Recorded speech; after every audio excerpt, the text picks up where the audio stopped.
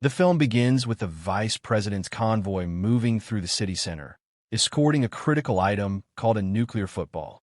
Outside City Hall, security personnel wait in position to receive the convoy and complete the transfer. A call comes through confirming arrival in 3 minutes, with a handoff plan to last just 30 seconds. As the motorcade proceeds, a homeless man emerges at the roadside.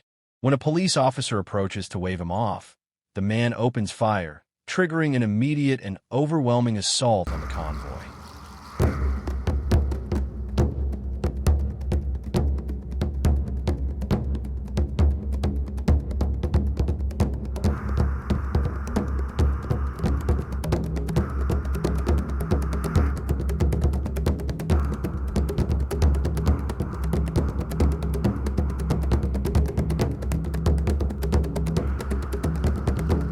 Under heavy fire, Choi plans his way out.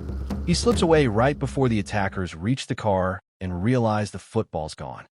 Anderson makes his way into a restricted room and locks the security door behind him. Choi runs through the streets and encounters a woman whose phone he quickly borrows. He calls the general, reporting everything that has happened and confirming he has the nuclear football Jackson handed him. The general informs him that the alert level has been raised to Whiskey, Mike, Delta, and instructs him to run to the nearest safe house without trusting anyone. Choi is told to call again on a secure line once he arrives. Across the city, agents receive the alert notification. Whiskey, Mike, Delta, Anderson, acting as the safe housekeeper, receives a call from the general telling him to expect 3 agents who will use the access code Washington. Choi arrives at the safe house entrance, and as he identifies himself, Agents Reeves and Owens arrive as well. Anderson arms himself and lets them inside. Reeves is in critical condition from the explosion and is placed on a bed so Owens can examine him. She asks for the medical kit while Anderson provides supplies. Another agent, Sorrell, arrives and uses the correct security code. Anderson lets him in, but another unknown man slips in behind him. Immediately, Sorrell points a gun at everyone inside, visibly terrified and paranoid. He refuses to lower his weapon. Agent Holt enters moments later, aiming his gun at Sorrell and ordering him to stand down. Holt eventually puts his weapon down as well.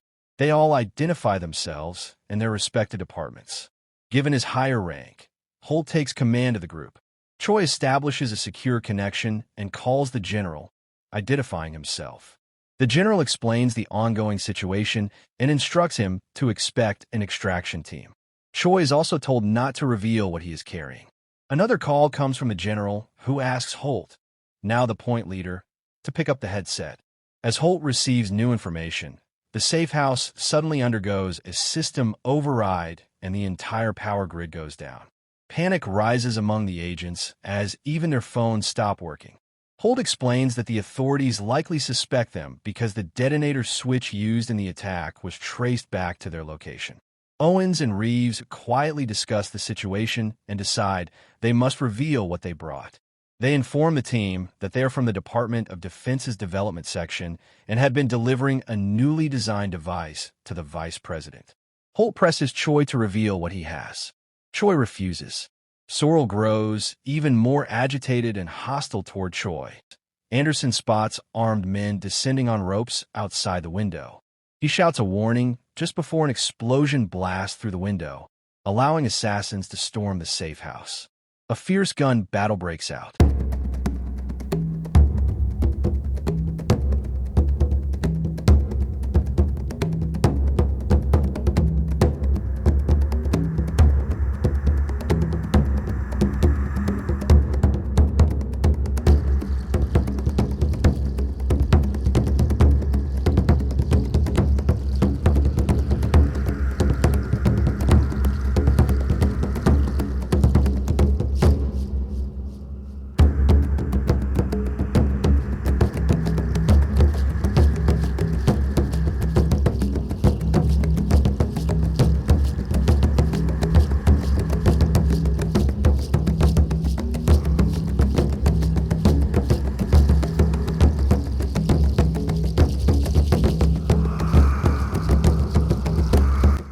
The agents fight back with everything they have and realizes that these attackers understand the weapon's inner workings.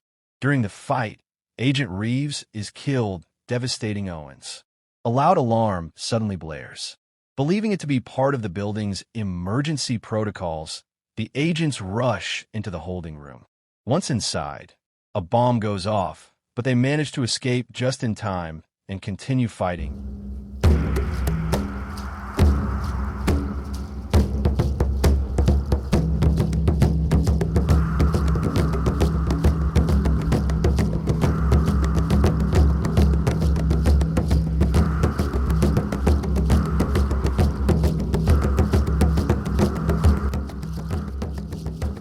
Eventually subduing the attackers. One is left unconscious. Holt orders Anderson to search the unconscious man. While surveying the building, they discover a large hole blasted into the structure. Owens climbs up to investigate further and sees that several bombs have been planted around the premises. They secure the unconscious attacker. Owens injects him to wake him up, and Sorrell is assigned to guard him. Holt begins interrogating the man without success. Sorrell then violently tortures him. Anderson, who had been monitoring the window, walks in and objects, saying they are violating protocol. Owens takes over the interrogation, offering the man water and speaking calmly. He finally starts to talk, revealing that Choi, Reeves, and Owens were placed in the safe house deliberately to isolate them, and that they are meant to die. But just as he begins revealing more, Anderson interrupts. The distraction allows the prisoner to swallow a serenoid capsule. A bomb alarm is triggered, and the agents run from the room before it explodes. Furious, Sorrell points a gun at Anderson. Holt orders him to stand down and instructs Owens to cuff Anderson. Holt then persuades Choi to reveal what he is carrying. Choi finally explains that there are 2 active nuclear footballs, one with the president and one with the vice president. He opens the nuclear football, showing them its capabilities, accessing nuclear defenses, launching weapons, and detonating them with the gold codes. Owens also reveals the device she was delivering. It generates the gold codes required to activate the nuclear weapons. The team realizes the vice president was not the target. The devices were. Owens retrieves a battery from the refrigerator to restore some power so she can access the surveillance cameras. Suddenly, another wave of attackers breaches the safe house. Holt, Sorrell, and Choi fight them off while Owens checks the camera feeds. Sorrell is injured and tries to crawl up the stairs near Anderson, who convinces him to toss over the keys so he can help. More attackers flood in. Choi fights but is badly wounded. Anderson kills Sorrell, takes his weapon, and his betrayal becomes clear. Owens discovers on the cameras that Anderson is not the real housekeeper. He murdered him and took his place. She runs to warn the others, but Holt is shot dead and Choi is stabbed in the heart. Anderson, now identified as Elijah King, admits that Owens was right. He is not the real Anderson. He explains that they are launching this attack because soldiers are dying and no one cares. They want to liberate their country. He shoots Holt dead and forces Owens to open her eyes so they can unlock the device and generate the gold codes. They succeed and launch a nuclear strike on Washington, D.C. Elijah then reveals his personal motive. His sister died in the war, and he believes this is the only way to save others like her. His man drags Owens away, but she manages to break free, kill him, shoot Elijah, and cancel the nuclear launch.